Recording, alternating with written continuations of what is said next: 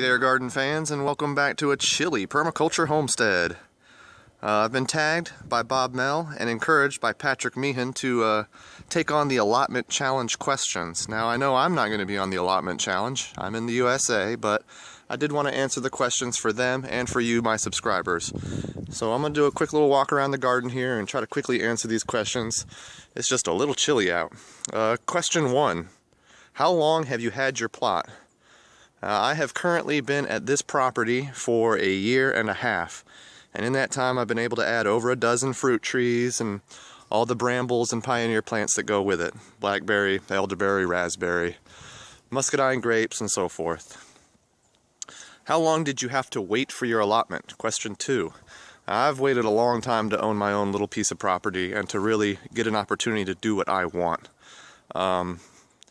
I've been married for 3 years. I guess I've been waiting 3 years to get this house, and we finally got it a year and a half ago, so I've been waiting a long time, I guess.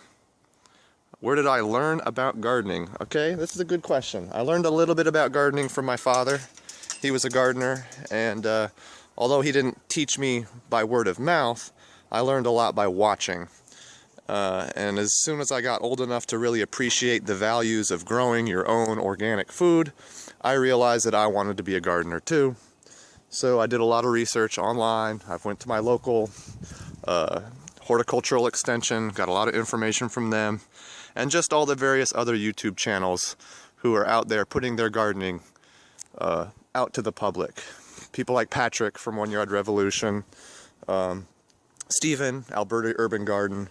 I'll even give a little shout out to John Kohler, even though he hates me. You know, I love trolling his rock dust videos, but you know, guys like that have really inspired me and encouraged me to really set up my own little permaculture farm. People like Ben Falk and of course Jeff Lawton. I mean, everybody loves Jeff.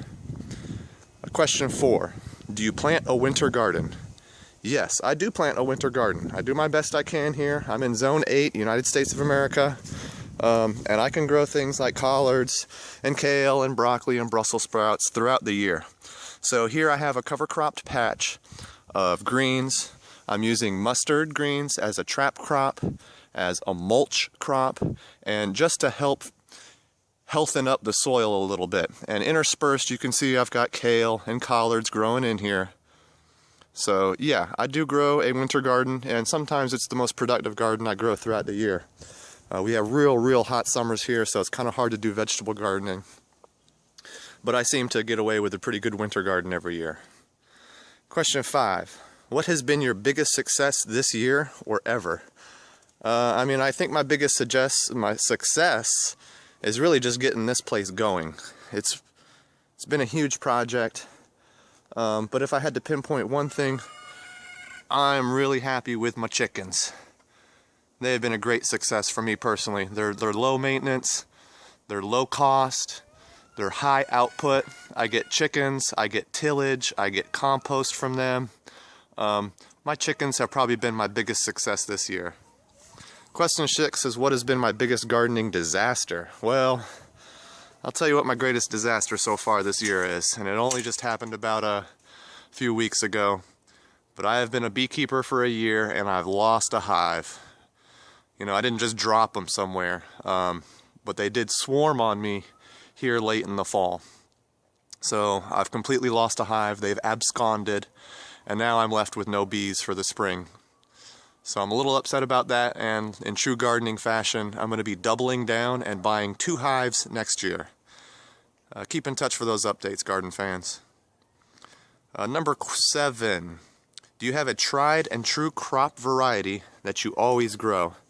Well, one of the perennials that I always grow and that I like to grow are brambles. I like blackberries. And I also, my winter garden, once again, it takes me back to my collards and kale. I can always grow collards and kale in this region. So I do kind of stick with the greens. I like the leafy greens. I like them whole, I like them raw, I like them in smoothies. I like them all the time. They're really great for you, nutritious. So I guess my tried and true crop would be the brambles and the kale and collards. Are you planning on trying anything new next year? Well, everything I do in gardening is new. I'm a constant learner, so anything I do is going to be new. I am going to try to grow more native perennials that are well suited to my zone. So I'm going to be growing some more pawpaws, mulberries. I'm going to be trying some mulberries back here, and I'm going to grow more figs. Those are plants that are well suited to my environment, and I guess I'm going to try them. How do you preserve crops? Me and my wife, we do a couple things. I mean, we do harvest a lot here. When it comes to eggs, we just refrigerate them, of course, obviously. We do raise rabbits for meat, so they get preserved by obviously getting cleaned out, and we got a freezer in the garage for them. And then there's just other small things that we do. I mean, we dry herbs, so I've got lots of dried oregano and catnip, and lemon balm. We also use herbs fresh. I still got some catnip right here growing, and some mint still alive. I even have some fresh lemon balm in my greenhouse. So we just dry herbs, standard, you know, throw them in a paper bag, let them dry up, and we'll use these for tea throughout the winter months. Here's some more lemon balm.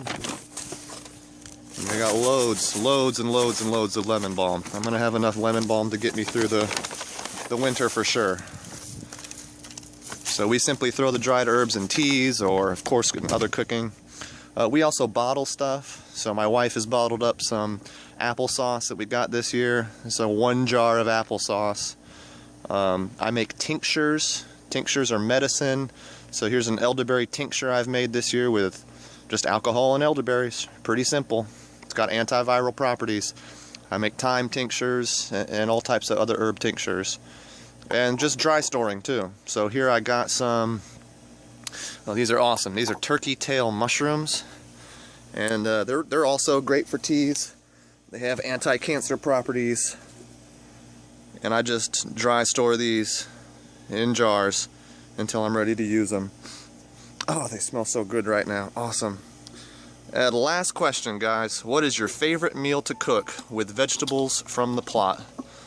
Now, I'm a breakfast guy. I cook the breakfast in the house. My wife really does most of the cooking, I can't lie. So, my favorite is to make a breakfast of eggs from my chickens. I'll take a little bit of spinach or lamb's quarters, also from the yard, and I'll just make up a nice little omelet with some eggs and spinach. I'll add some mushrooms, sometimes mushrooms from the plot, and you know, that's kind of my favorite veg to cook. Occasionally I'll do a French toast and use an elderberry syrup. The syrup is made with elderberries and honey from this farm. So, you know, those are the things that I like to cook personally. Now, my wife goes crazy with all the herbs that we got and everything else, and I'm sure as this little homestead grows, she'll be doing a lot more. But there you go, folks. It's a long one. Sorry it had to be so long, but those are the 10 questions for the allotment challenge. And I'm gonna see if I can tag a few people here just to get some other opinions and other answers. Had fun doing this, guys. Thanks a lot, Bob. Thanks a lot, Patrick. I appreciate you guys doing this. God bless.